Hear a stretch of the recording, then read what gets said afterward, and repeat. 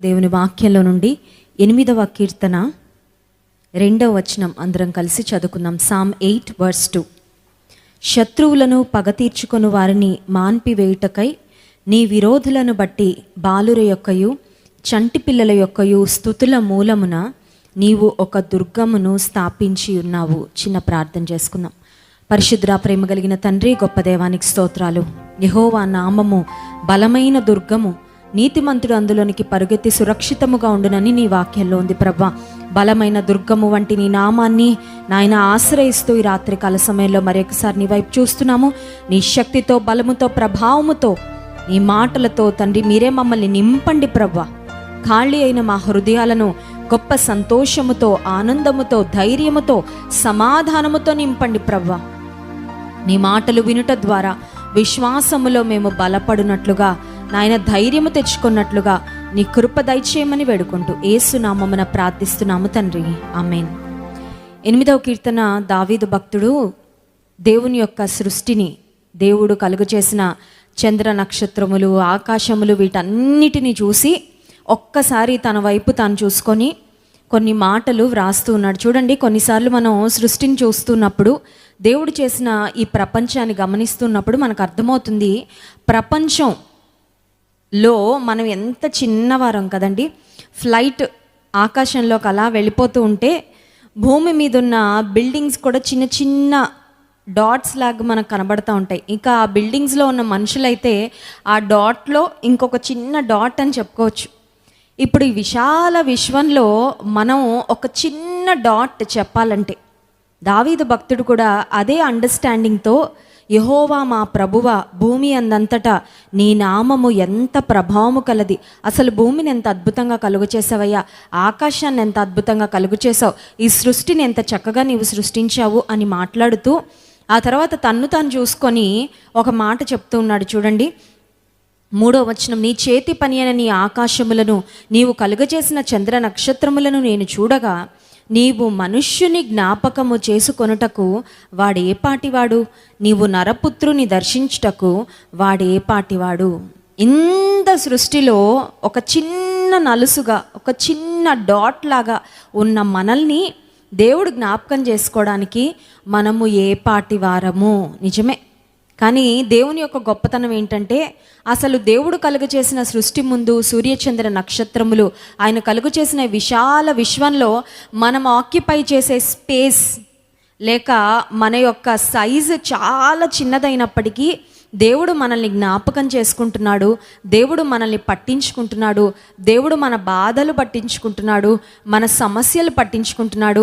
శ్రమలో నేను అతనికి తోడై ఉంటాను, అతన్ని విడిపిస్తాను, గొప్ప చేస్తాను, దీర్ఘాయువు చేత అతన్ని తృప్తిపరుస్తానని దేవుని వాక్యంలో ఎన్నో వాగ్దానాలు కదండి, మనకి తోడుగా ఉంటాడంట.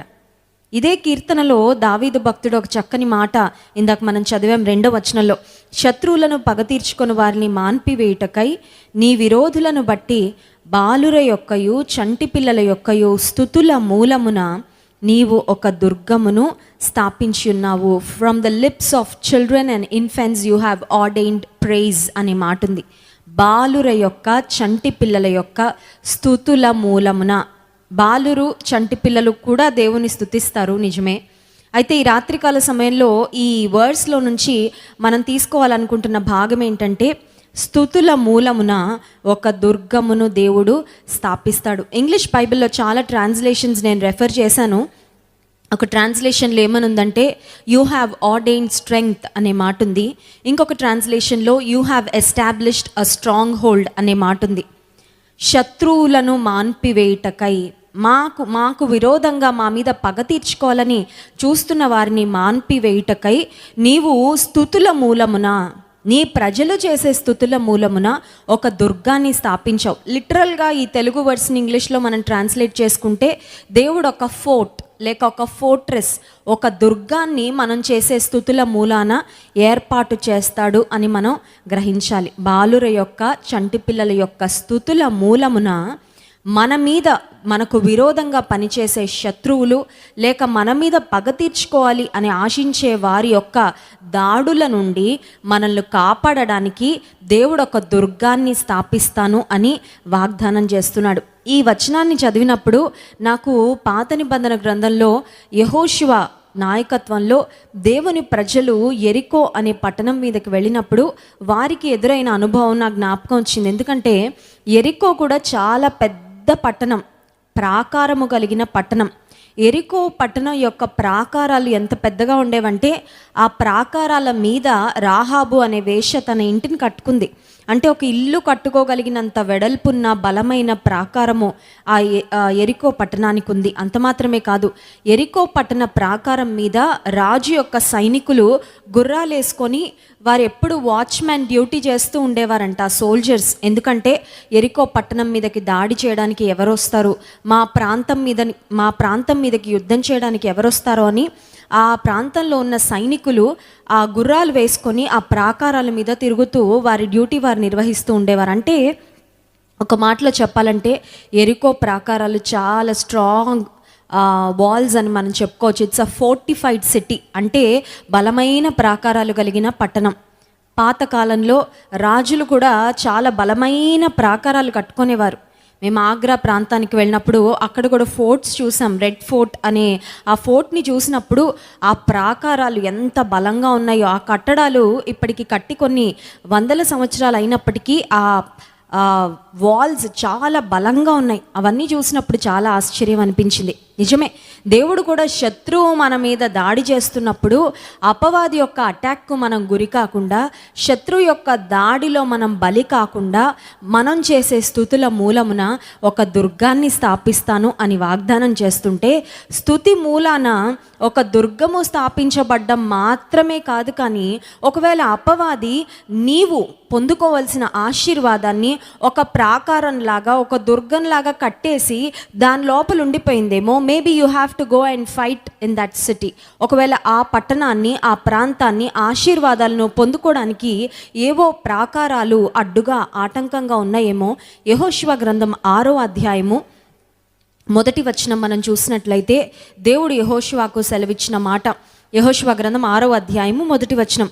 ఆ కాలమున ఇశ్రాయేలీలు భయము చేత ఎవడునూ వెలుపలికి పోకుండాను లోపలికి రాకుండాను ఎరికో పట్టణపు ద్వారము గట్టిగా మూసివేయబడెను. ఆ సమయంలో దేవుడు యెహోషువకు చెప్పిన మాట ఏంటంటే 3వ వచనం, మీరందరూ యుద్ధ సన్నదులై పట్టణమును ఆవరించి ఒకమారు దాని చుట్టూ తిరగవలెను.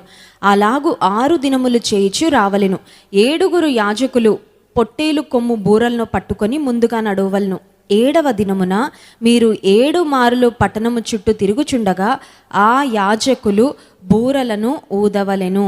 ఆ తర్వాత 5వ వచనం, మానక ఆ కొమ్ములతో వారు ధ్వని చేయుచుండగా మీరు బూరల ధ్వని వినునప్పుడు జనులందరూ ఆర్భాటముగా కేకలు వేయవలెను. అప్పుడు ఆ పట్టణ ప్రాకారము కూలును గనుక జనులు తమ ఎదుటికి చక్కగా ఎక్కుదురు అనెను. దేవుడు వార్ స్ట్రాటజీ యెహోషువకు చెప్పేశాడు. ఈ వార్ స్ట్రాటజీ అసలు ఇప్పటి వరకు యెహోషువ ఎప్పుడు వినలేదు.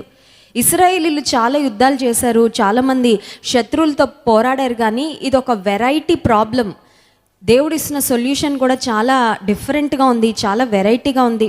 అసలు వర్కౌట్ అవుతుందా లేదా అని కొంచెం ఆలోచించవలసిన, డౌట్ చేయవలసిన పరిస్థితిలాగే ఉంది. ఎందుకంటే బలమైన ప్రాకారాలు వీళ్ళు 7వ రోజు 7 మార్లు, మొదటి 6 రోజులు రోజుకొక మారు తిరిగి, ఆ తర్వాత యాజకులందరూ బూరలు ఊది వీరందరూ గట్టిగా ఆర్భాటంగా కేకలు వేస్తే ఆ ప్రాకారాలు కూలిపోతాయి అని దేవుడు చెప్పాడు. కానీ వీళ్ళ రీజనింగ్కి అయితే అది వర్కౌట్ అయ్యేటట్లు నిజంగా చెప్పాలంటే అనిపించడం లేదు. కానీ యెహోషువ యొక్క విధేయత, ఒక నాయకునిగా దేవుని ప్రజలను నడిపిస్తున్న యెహోషువ దేవుని మాటకు దేవుడు ఏం చెప్పారో అది ఎగ్జాక్ట్గా చేశాడు.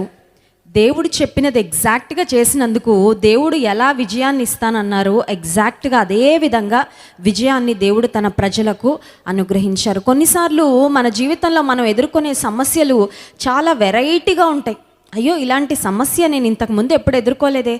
చూడండి, కొన్నిసార్లు ఫెమిలియర్ ఎనిమీస్, ఫెమిలియర్ ప్రాబ్లమ్స్, అంటే ఆల్రెడీ నేను ఫేస్ చేశాను ఈ సిచ్యువేషన్, ఆల్రెడీ ఇలాంటి ఛాలెంజ్ నేను ఎదుర్కొన్నాను, ఆల్రెడీ ఇటువంటి సవాలు, ఆల్రెడీ ఇటువంటి వ్యాధి ఒకసారి గతంలో వచ్చింది అని ఫెమిలియర్ సిచ్యువేషన్స్ అయితే మనం కొంచెం కాన్ఫిడెంట్గా, కొంచెం బెటర్ ప్రిపరేషన్తో, కొంచెం ధైర్యంగా ఆ సిచ్యువేషన్ని ఫేస్ చేయగలం. కానీ ఎరికో పట్టణం ఎదుటికి వచ్చినప్పుడు మాత్రం దేవుడు చెప్పిన మాట దేవుడు వారిని ఎలా యుద్ధం చేయమన్నారో వారు ఫాలో అవ్వాల్సిన వార్ స్ట్రాటజీ చాలా డిఫరెంట్గా ఉంది.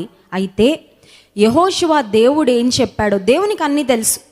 ఈ ప్రాబ్లం యెహోషువకు కొత్తేమో, ఈ సిటీ ఇజ్రాయేలీలకు కొత్తేమో కానీ దేవునికి కొత్త కాదుగా. హల్లెలూయా.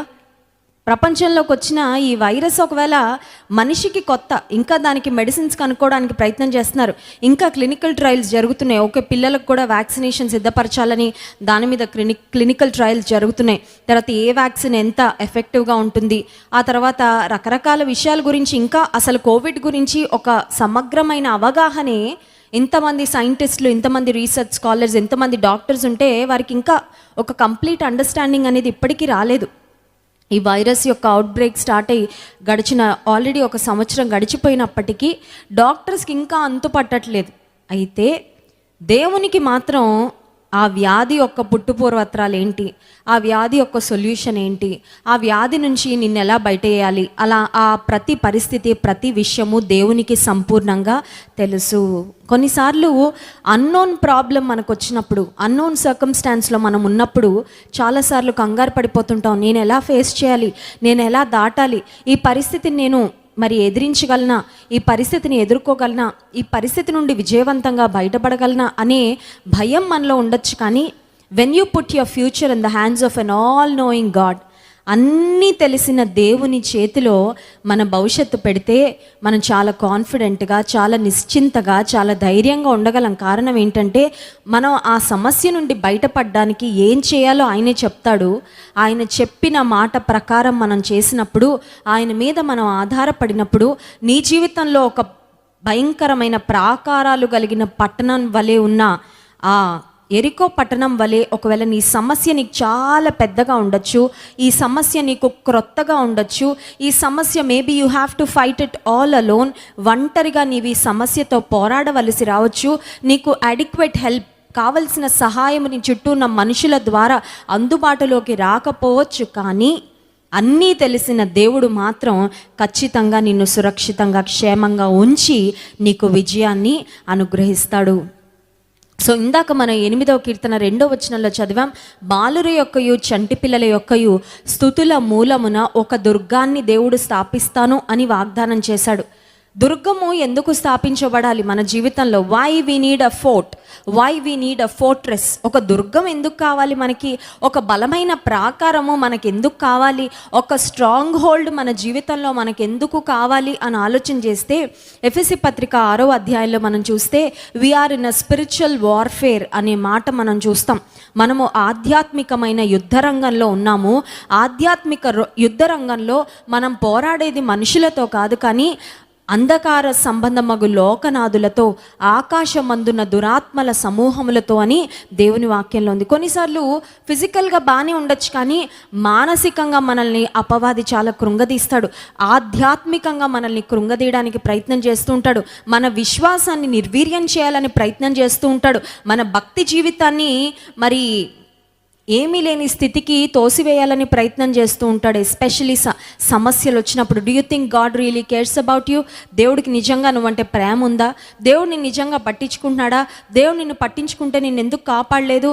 దేవుడు నిన్ను పట్టించుకుంటే నీకు కరోనా రాకుండా కాపాడేవాడు కదా అని కొంతమంది మనసులో కొన్ని రకాలైన అనుమానాలు అపవాది వేస్తూ ఉంటాడు. అందుకే ఎఫెసీ పత్రిక 6వ అధ్యాయంలో దేవుని వాక్యం సెలవిస్తుంది, సాతాను వేసే అగ్ని బాణములను ఆర్పివేయుటకు మనము విశ్వాసం అనే డాలును కలిగి ఉండాలి. I want to ask you this question tonight. ఈ రాత్రికాల సమయంలో ఈ ప్రశ్న మిమ్మల్ని అడగాలని కోరుతున్నాను. అది ఏంటంటే, విశ్వాసం అనే డాలు నీకుందా? Faith is a shield. అపవాది వేసే అగ్ని బాణాలను ఆర్పగలిగినది ఏంటి అంటే మనలో ఉన్న విశ్వాసము. అసలు ఉందా విశ్వాసము? లేక ఆల్రెడీ ఉండేదండి విశ్వాసం, బట్ ఇప్పుడు ఎక్కడుందో తెలియదు. చూడండి, శత్రువు మన మీదకి వచ్చినప్పుడు మన దగ్గర ఉన్న ఆయుధాలన్నీ హ్యాండీగా ఉండాలి, రెడీగా పెట్టుకోవాలి. నేను ఇంట్లో పెట్టానండి, నా ఆయుధ సామాగ్రిలో ఉన్నాయి, లేకపోతే మా ఇంట్లో ఒక సామాన్ల పెట్టుంటుందండి, అందులో జాగ్రత్తగా పెట్టి నేను లాక్ చేసి పెట్టానంటే నీకు ఖచ్చితంగా శత్రువు మీద నువ్వు ఓటమిని నీ జీవితంలో రుచి చూస్తావు అన్నమాట. విశ్వాసం అనే డాలును చేతిలో we have to keep it handy. కొన్నిసార్లు అపవాది అనుమానాలు తీసుకొస్తాడు.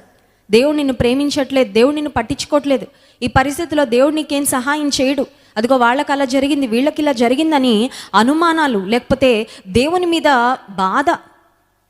చూడండి, చాలా ప్రేమించి మన కొరకు ప్రాణం పెట్టిన దేవుడు మనల్ని కాపాడుతూనే వచ్చాడు, ప్రేమిస్తూనే వచ్చాడు, సంరక్షిస్తూనే వచ్చాడు. కానీ చిన్న సమస్య రాగానే అపవాది మనలో తెచ్చే ప్రశ్న ఏంటంటే, నువ్వు ఇంకా దేవుణ్ణి ప్రేమించక్కర్లేదులే, you can start hating God from now.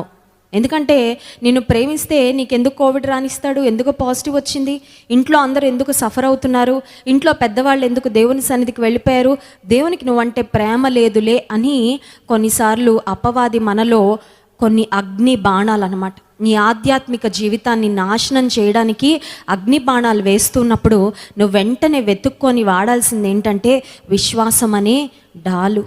ఇప్పటి వరకు జీవితంలో చాలా ప్రసంగాలు విన్నాం కదండి, మారు మనసు పొందిన దగ్గర నుండి. ఒకవేళ క్రైస్తవ కుటుంబంలో పుట్టుంటే you have heard maybe thousands of sermons in your life time. ఇప్పటివరకు నీ జీవితంలో కొన్ని వేల ప్రసంగాలు వినుండొచ్చు. ప్రసంగాలు వింటున్నప్పుడు బాగానే ఉంటుంది, రాసుకున్నప్పుడు కూడా బాగానే ఉంటుంది, షేర్ చేస్తున్నప్పుడు కూడా బాగానే ఉంటుంది. బట్ మన జీవితంలో ఒక సవాల్ వచ్చేసరికి ఆ ప్రసంగాల్లో ఏం విన్నామో అది మనం అప్లై చేయవలసిన పరిస్థితి వచ్చినప్పుడు మాత్రం కొన్నిసార్లు ఆ ప్రసంగాలు గుర్తురావు. ఈ కరోనా విపత్తు, ఈ పరిస్థితి, మనం ఏ వాక్యాలు విన్నామో ఆ వాక్యాలు మన జీవితాల్లో అన్వయించుకొని ఆ వాక్యాలను బట్టి ధైర్యం తెచ్చుకొని దేవుని కొరకు ధైర్యముగా నిలబడవలసిన సమయము. అపవాది వేసే అగ్ని బాణములను ఆర్పివేయుటకు ప్రతి విశ్వాసి చేతిలో హ్యాండీగా ఉండాల్సింది ఏంటంటే షీల్డ్ ఆఫ్ ఫెయిత్. ఒకవేళ ఎక్కడుందో తెలియదండి, ఎక్కడ పోయిందో తెలియదంటే ఈ రాత్రి ఒకసారి వెతుకు. ఒకవేళ ఫెయితే లేదా, ఇంట్లో ఫెయిత్ అంతా పోయిందా, అడుగుదాం, ప్రభా నాకు మళ్ళీ విశ్వాసం ఇవ్వు, lord I need some faith, I need more faith. నాకు విశ్వాసం కావాలయ్యా, నాకున్న విశ్వాసం సరిపోవడం లేదు, ఎందుకో నాకు వచ్చిన సమస్యల వలన విశ్వాసం అంతా ఆవిరైపోయింది, నీ మీద ఉన్న ప్రేమ అంతా ఆవిరైపోయింది, ఎందుకో జీవితంలో వచ్చిన ఈ పరిస్థితులు నన్ను చాలా బలహీనపరిచేసాయి ఆధ్యాత్మికంగా. I need strength from you, I need faith from you. దేవుని వాక్యంలో యెహోషువ గ్రంథం 6వ అధ్యాయంలో మనం చూసినట్లయితే 6 మార్లు రోజుకొకసారి వారు తిరిగారు ఆ యెరికో పట్టణం చుట్టూ. 7వ దినాన 7 మార్లు తిరిగినప్పుడు వారు ఏం చేశారంటే, యెహోషువ గ్రంథం 6వ అధ్యాయము 20వ వచనం, యాజకులు బూరలు ఊదగా ప్రజలు కేకలు వేసిరి. ఆ బూరల ధ్వని వినినప్పుడు ప్రజలు ఆర్భాటముగా కేకలు వేయగా ప్రాకారము కూలెను. దే షౌటెడ్ అనే మాట, people shouted with a great shout. ఈ షౌట్స్ ఏంటి అని ఆలోచన చేస్తే they were shouts of praise and they were also shouts of faith. ఓడిపోతున్నాం అని కాదు వారు అరిచింది, విశ్వాసం లేని కేకలు కాదు వారు వేసింది, దేవుని స్తుతిస్తూ కేకలు వేశారు. విశ్వాసంతో కూడిన కేకలు వారు వేసినప్పుడు and the walls came tumbling down. ఆ ప్రాకారాలు అక్కడికక్కడే నేలమట్టం అయిపోయాయి. దేవుని ప్రజలు అద్భుతమైన విజయాన్ని యెరికో అనే పట్టణం మీద పొందుకున్నారు. ఈ రాత్రికాల సమయంలో ఒకవేళ అపవాది నీ మీద బాణాలు వేస్తూ ఉంటే స్తుతుల మూలమున దేవుడు ఒక దుర్గాన్ని స్థాపిస్తానని నీకు నాకు వాగ్దానం చేస్తున్నాడు. దేవుని స్తుతించు. Maybe you don't feel like worshipping God కదండి. కొన్నిసార్లు స్తుతి చేయాలనిపిదు, కొన్నిసార్లు ప్రార్థన చేయాలని కూడా అనిపిదు, కొన్నిసార్లు మనకు వచ్చే సమస్యల వలన ఆ మైండ్ అంతా బ్లాంక్ అయిపోద్ది. I don't feel like doing anything. తినాలనిపిదు, పడుకోవాలనిపిదు, ఏం చేయాలనిపిదు, డిమోటివేటెడ్. అన్నిటికీ ఏం చేయాలన్నా మరి జీవితంలో ముందుకు వెళ్ళాలంటే ఆ పుష్ అనిపిదు లోపల నుంచి. అయితే even though you don't feel like it, ఒకవేళ చేయాలని అనిపించకపోయినా నీవు దేవుని స్తుతిస్తూ ఉండగా స్తుతుల మూలమున దేవుడు ఒక దుర్గాన్ని స్థాపిస్తాడు. ఒకవేళ నీ జీవితంలో వాగ్దాన దేశంలోకి నీవు ప్రవేశించకుండా ఒక యెరికో పట్టణం, ప్రాకారము కలిగిన పట్టణం లాగా ఒక పెద్ద ఆటంకం నీ జీవితంలో ఉన్నట్లయితే God can bring those walls down when you shout and worship him and when you praise him with all of your heart. నీ హృదయం అంతటితో స్తుతితో దేవుని సన్నిధిలో నీవు ఆరాధన చేసినప్పుడు షౌట్స్ ఆఫ్ ప్రైజ్, విశ్వాసంతో కూడిన కేకలు, దేవుని స్తుతిస్తూ నీవు కేకలు వేసినప్పుడు నీ జీవితంలో గొప్ప విజయాన్ని దేవుడు అనుగ్రహిస్తాడు. కనుక ఈ రాత్రికాల సమయంలో let us take this time to worship God. నీవే పరిస్థితుల్లో ఉన్నా దేవుని స్తుతించి ఆరాధించు. దేవుడు నీ జీవితంలో గొప్ప కార్యం చేస్తాడు. చిన్న ప్రార్థన చేసుకుందాం. పరిశుద్ధ ప్రేమ కలిగిన తండ్రి, నీకు స్తోత్రాలు. నీ వాక్యం ద్వారా మీరు మాతో మాట్లాడినందుకు వందనాలయ్యా. నీ సన్నిధిలో మేము చేసే స్తుతుల మూలమున ఒక దుర్గాన్ని స్థాపిస్తానని వాగ్దానం చేశావు ప్రభా. నిజమేనే అయ్యా.